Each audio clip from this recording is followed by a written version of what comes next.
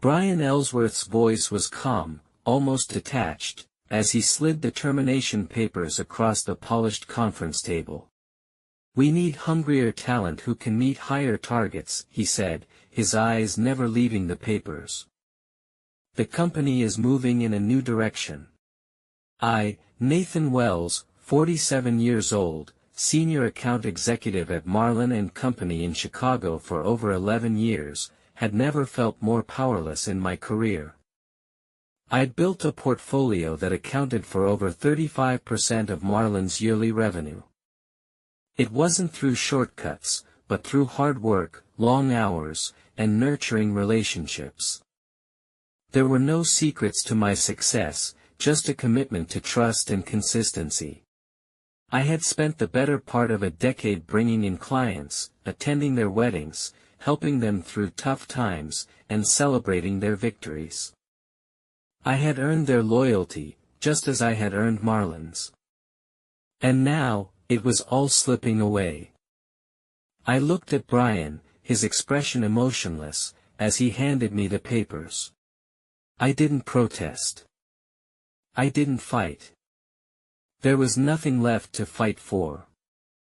I simply stood up, grabbed my personal belongings, family photos, a few mementos, and a list of clients I had kept on my own, packed them into a cardboard box, and walked out of the office.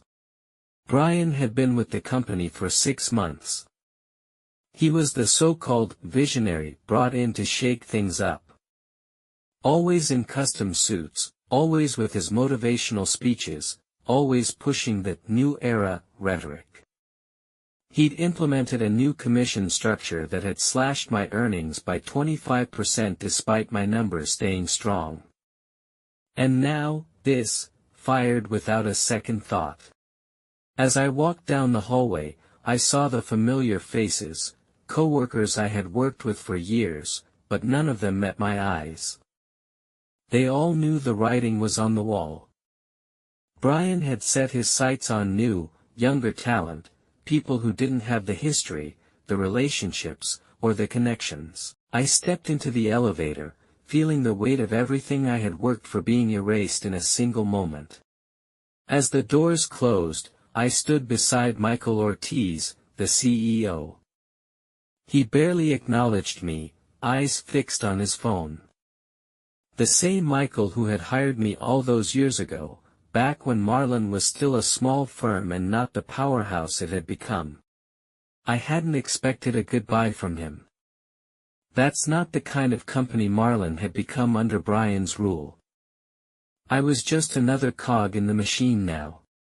When I reached my car, I didn't feel anger. Instead, there was a strange sense of clarity. It was like waking up from a long, comfortable dream only to realize that the house was never really yours to begin with. My phone buzzed as I got in the car. It was from Sarah, my top client at Sterling Enterprises. The contract renewal was coming up soon, but I couldn't bring myself to respond. Not yet. I had bigger decisions to make. I drove home in silence, my thoughts racing. 9 years of work, countless missed dinners, endless late nights, all of it vanished in an instant. As I walked through my front door, I didn't bother answering my phone. I could hear Sarah's voicemail asking about a dinner appointment for next week, but I couldn't bring myself to respond. Nathan, to himself. They don't understand. They never will. My wife, Anne, was out with friends, and the house was eerily quiet. It was the kind of silence I hadn't experienced in years. For the first time in ages, I felt a sense of peace, but it wasn't the kind I had hoped for. It was the calm after a storm, the realization that my next steps were crucial. I opened my personal laptop and looked at the list of contacts I had painstakingly built over the years. Client relationships, ones I had built on trust, not on flashy marketing campaigns or corporate buzzwords. As I scrolled through the names, I realized that I had one thing Marlon couldn't replace: trust. Trust that I had earned from my clients, and that trust didn't vanish with a termination letter. I started making a plan. Brian may have thought he could erase me, but he couldn't erase my reputation. It was time to take back what was rightfully mine. I spent the next few days preparing. I didn't make any impulsive calls or fire off any angry emails. I didn't waste my energy on that. Instead, I spent my nights drafting a simple message: no threats, no anger, just the truth. By the time I sent it out, it was too late for Marlon. My biggest clients had already heard the news through the industry grapevine. The loyalty I had built was not something that could be replaced by a new VP of sales. I picked up the phone and made my first call. Nathan, to client. I'm no longer with Marlon. I wanted you to hear it from me directly. The change doesn't affect you, but I wanted to make sure you knew. The response came immediately from Sarah. Sarah, surprised. Wait, what happened? Who's handling our account now? I let the silence hang for a moment. Nathan, calmly. Brian Ellsworth will probably reach out. Or Alicia Winters, the new girl. But she doesn't know our business. I just wanted to let you know. By the end of the day, 5 other clients had reached out. They knew that the stability they had trusted in, the reliability they had counted on, was now in jeopardy with the changes that had been made. I didn't have to say anything more. They knew. The next morning, the calls kept coming. By noon, my phone was buzzing non-stop. But there was one call that caught my attention. It was from the CEO, Michael. His voice was laced with panic as he asked if I could come into the office. He had no idea what was coming.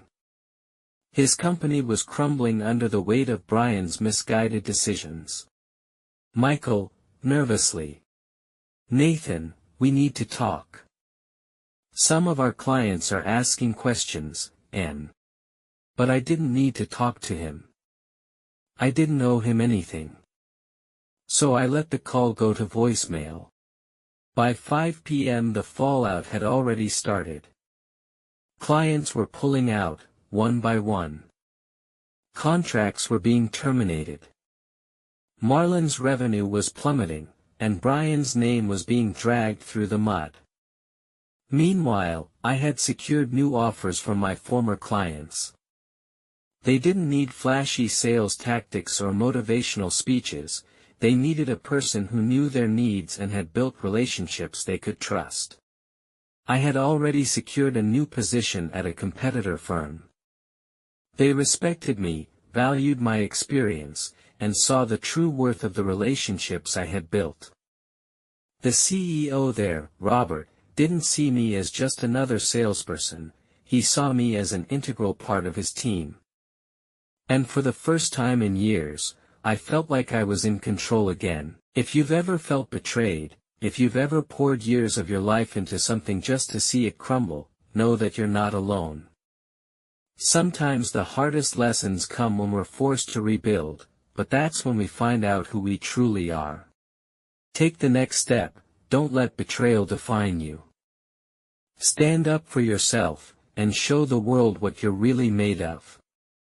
Share your story in the comments below. I'd love to hear from you. And remember, the best revenge is massive success.